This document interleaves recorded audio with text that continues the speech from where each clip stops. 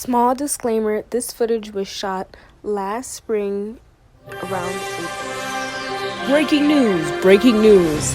Dree is now covering sports. On this special edition of I Got a Story to Tell, I'll be covering the New England Crusaders. Come along with me as I follow them on their journey as a semi-pro team in Connecticut.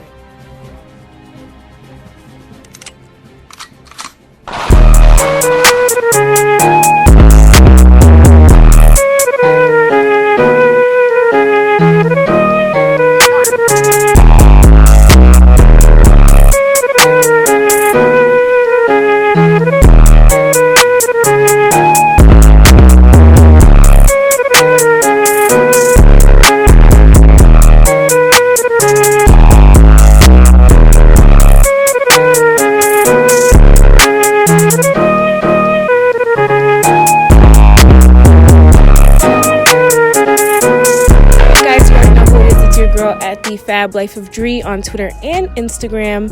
My YouTube is Dree Jamise. So today I'm doing something a little bit different. I am covering a sports football practice today. There's an organization, they're up and coming, and I want to give you guys more behind the scenes footage, so please stay tuned. This is a recap video. Stay to the end. I promise there will be a lot of exciting content. Make sure you subscribe to my page, and thank you guys so much for watching, and that is a wrap. I'm solo today, so I am playing director, coordinator, all of the above. I'm here with a few special guests. I always have special guests, obviously. I'm covering a sports event today, so I want them to introduce themselves and I want to expose their movement, so please bear with me and stay tuned for more footage. So guys, please introduce yourself to the camera. My name is Rashad Edwards. I play defensive line and offensive line. Okay, perfect. My name is Ray Sledge. I'm the owner, coach, player. I play tight end and kicker. Okay. My name is Devon Smith, and I play offensive guard. Perfect. So first, I want to get into a bit more about you guys' background, why you guys decided to come together, and a little bit more about the message you're trying to, I guess, send out to the community and what you guys hope to accomplish. I know that was a loaded question, so feel free to answer whichever part you guys like. Me first? This will be my fourth season playing, first season owning. A few of these guys I played with Sizzle last year out of a team out of the ECFL. Played with Sean my first year playing semi-pro for Connecticut Brawlers. Pretty much here we're kind of doing something this as far as for guys trying to go into high school, coming out of high school, going into college. A lot of guys that are just trying to, stay healthy, and then a lot of guys that, they didn't get their dream of playing in the NFL or college or anything like that. So this is basically their second shot at it and everything. So. Okay, so it sounds like you're providing opportunities for youth to have kind of like a safe space to just do anything they want to do, really fulfill their dreams or just stay active. I really love that. Okay, so I want to know about, I guess, the people that inspired you. So how did you learn and who helped you, learn the right steps to take in order to be an owner of a team and put together this community? It's probably my last two owners I had. LB Williams, he was my coach for the Gold Coast Pride out of the ECFL, and then Rick Bachan for Connecticut Brawlers. I kind of looked at what they were doing as far as building the team together, what steps they took as far as trying to get into the league, what to do to get for sponsors and everything like that, because we are a nonprofit. And kind of just went from there, went to local businesses, like a gym that sponsors us, Get In, Get Fit. Another gym, Fair Time Fitness, out of, they have a location in Farmington and West Hartford. And then we have another bar that sponsors us out of Enfield, is Chicago Sam's. Just kind of trying to look for anywhere to get like local money to, kind of help us fund the team and everything like that. So Perfect. So I want to know, I guess, what's the trajectory for the team? Like, where do you see yourself, or where do you see the team, I guess, evolving to within the next 5 years? Hopefully moving up divisions. We're playing out of the AA division in NEFL this year. NEFL's been around for a while. Hopefully, build bigger than we are now. This is a light practice right now. We usually have more people here. hopefully go to AAA Bowl, and then, kind of try to help, like I said before, try to help these guys get maybe arena football, Canadian Football League, something like that, higher level. So. Gotcha. So I kind of want to get a little content from the players. So can you describe your experience with the team and why you decide to join and stay committed and kind of maintain a good attitude? Because it's kind of hard to bring a lot of young men together, keep them level-headed, keep them in line. So can you talk about your experience, both of you guys, or all three of you guys actually? I played 6 years of semi-pro. Ray forced me out of retirement. I was happy where I was at playing flag football. But unfortunately, I came out here because what this team is trying to do, we're trying to be a family first. And without the family and the bond, we can't go nowhere as far as we got right now. As far as the young players we got, we want them to learn, adapt. Maybe they get a chance to play arena football or try to go back to D2 or D3 college or wherever, community college. And we're just trying to put Connecticut back where it belongs, on top.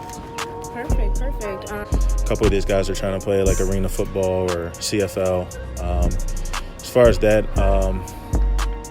basically, we're going to have our youth team and everything at the football game and stuff, kind of give them a look to see what's beyond high school and everything like that. If they aren't able to get into college or something like that, there's other ways of progressing with football and everything like that.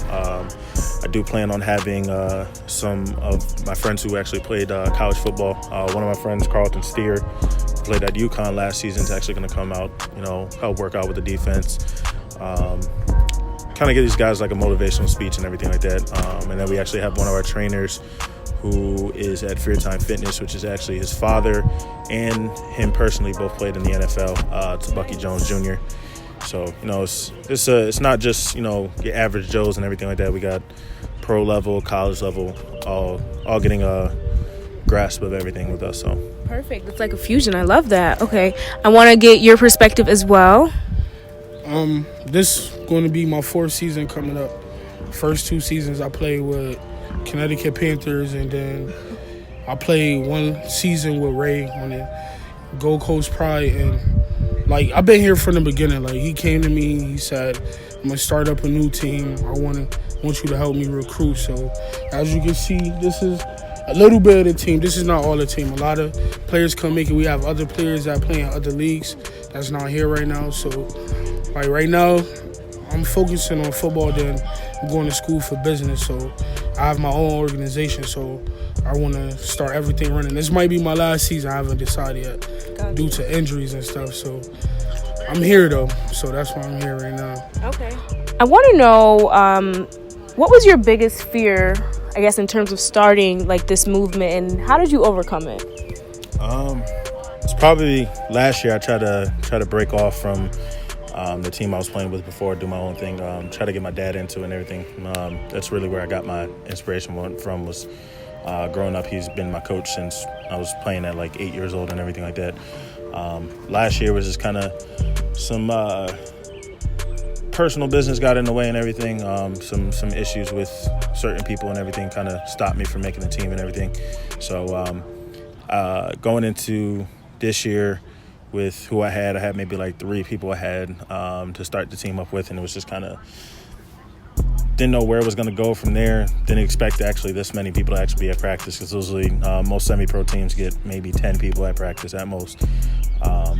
So it was kind of just the fear of failing again, not having a team, and then end up going to play for another team. And then when I actually was able to get the people, I wouldn't know if I would be able to get into a league and everything just because of past history. But we have probably today a little bit, probably about 20 people here. We got more that play in the spring league right now.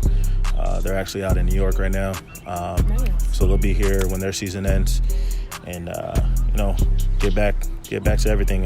Practice with pads, and just get ready for the upcoming season, July 20th. So. Perfect. I know there's a lot of momentum going into your first game. So can you talk about preparation? What's I guess, I don't want to give away the secrets to your magic, but what's an essential focus when you're preparing for the first game of the season? Take one game at a time. That's how we're going to do it. One game at a time, just like New England.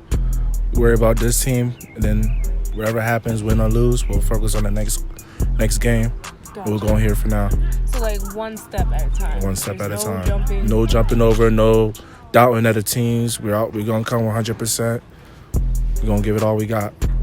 How do you want your movement to evolve? And I know you have a movement as well. Is it separate from this one or? Yeah. Okay. So I want you to actually, before I get into the next questions, I want you to talk a little bit more about your movement and how you kind of came to the point where you are to start a movement to, I guess, influence the community and talk about your upbringings as well. So basically, the name of my organization is called Struggle is Never an Option.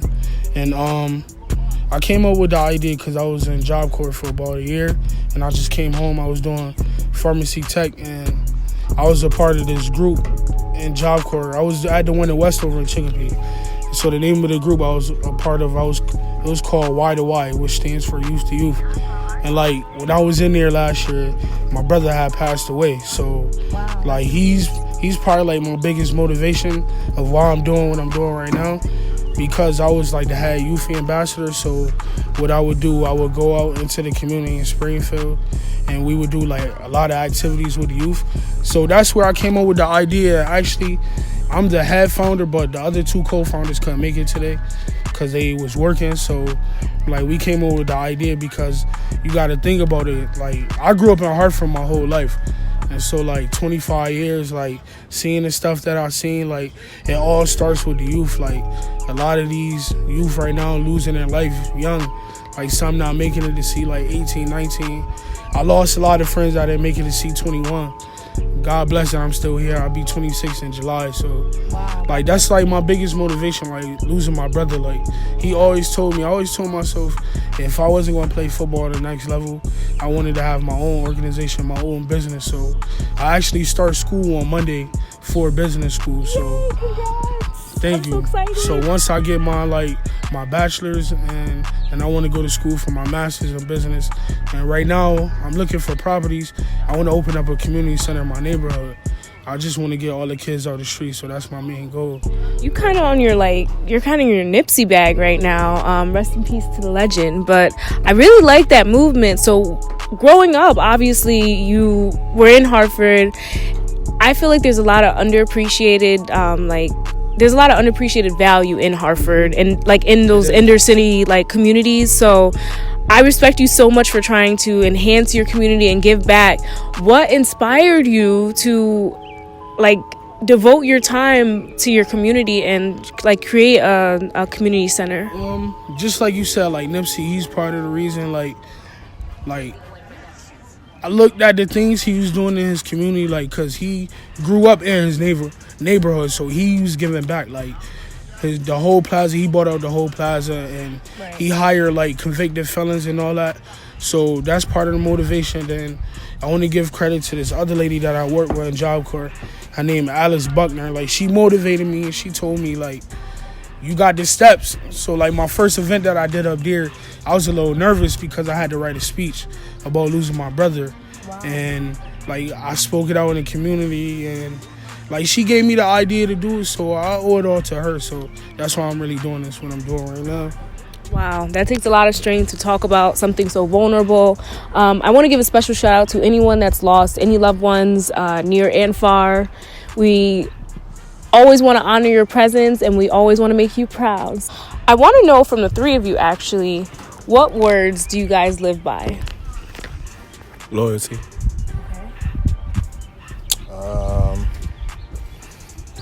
Respect.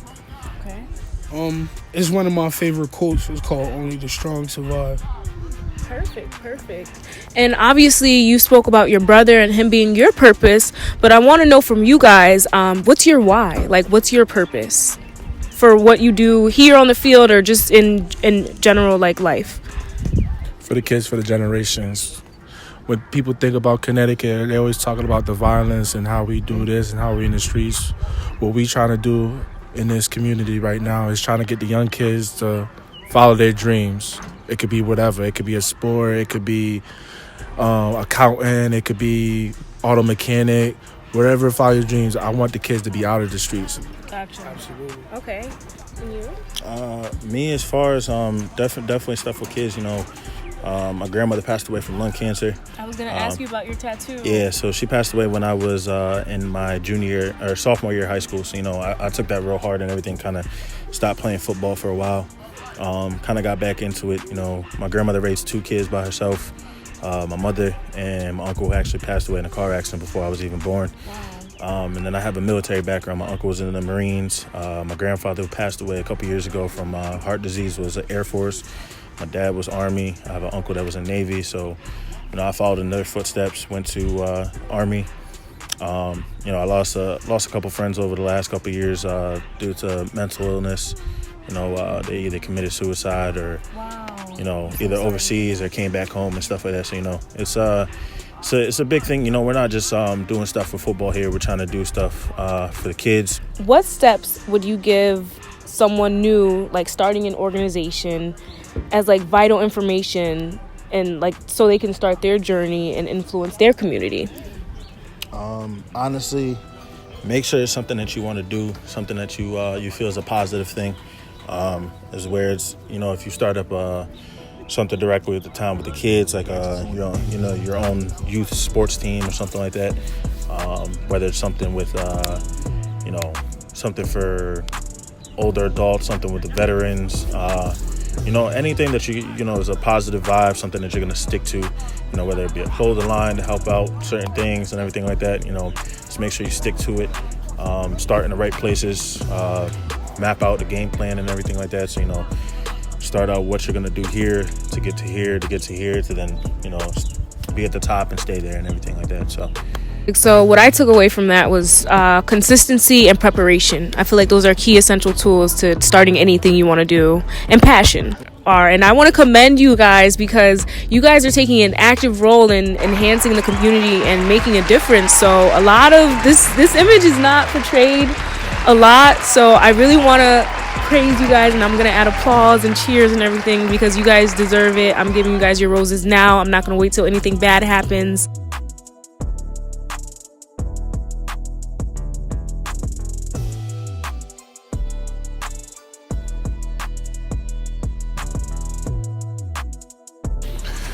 My advice will be, think about it, and then when you really think you want to put all the chips in. Don't put half in. You put half in, it's always going to be doubts. Gotcha. If you really want to do it and pursue it, put it all in. Okay. All in or nothing. I love that message. So I'm going to wrap this up at the Fab Life of Dree on Twitter and Instagram. My YouTube is Dree Jamise. Please give all your social media and any platforms where all the beautiful viewers can find you guys. Don't got social media that gets you in trouble. I love it. He stays safe, guys. You can find me on Facebook at Ray Anthony. You can find our team page at New England Crusaders. My personal social media, Instagram and Twitter, you can find me Mr. Pluckham _77. And then my Facebook name is Sizzle Smith. And then all the platforms for my organization is SINAO Foundation. And if anybody interested, just let me know. I do have somebody on my team that runs this social media. Shout out to my team.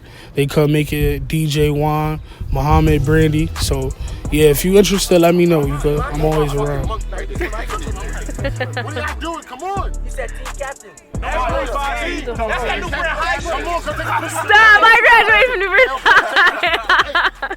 Don't get no. Right here. Nigga.